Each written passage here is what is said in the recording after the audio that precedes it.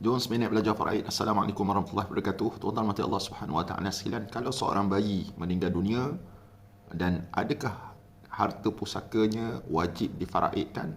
Maka tuan-tuan mati Allah Subhanahu wa taala, kalau seseorang bayi itu meninggal dunia dan dia mempunyai harta, ada duit yang orang pernah bagi pada dia semasa dia lahir, ataupun mungkin ada satu peruntukan yang telah ibu ayahnya peruntukkan untuk anak yang baru lahir ni, maka jika dia meninggal dunia, maka duit tersebut perlu difaraidkan kepada semua ahli waris dia.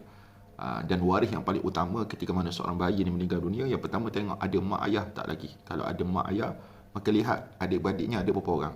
Kalau adik-beradik lebih daripada seorang, maka ibu dia akan dapat 1/6 dan baki akan dapat kepada ibu ayahnya 5/6. Tapi jika adik-beradiknya ataupun mungkin dia tak ada adik-beradik, dia anak sulung tapi dia meninggal dunia awal, maka ibu akan dapat 1/3 dan ayahnya akan dapat baki tersebut, iaitu 2/3. Ini tuan-tuan mati Allah SWT kadarnya. Tapi jika sekiranya bayi tersebut meninggal dunia dan tidak ada ayah lagi, cuma ada ibu dan juga ada adik-beradik, maka lihat situasi juga. Kalau si mati tu ada adik-beradik lebih daripada seorang, maka ibu dia akan dapat 1/6 dan baki akan dapat dibagikan kepada adik-beradik dia.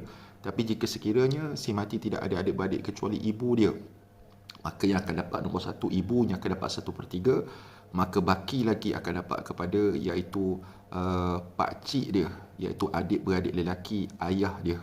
Kalau ayah dia telah meninggal dunia lah, adik-beradik lelaki ayah dia. Kalau tak ada, akan dapat kepada sepupu dia, iaitu anak-anak lelaki daripada adik-beradik lelaki ayah dia. Wallahu ta'ala alam. Assalamualaikum warahmatullahi wabarakatuh.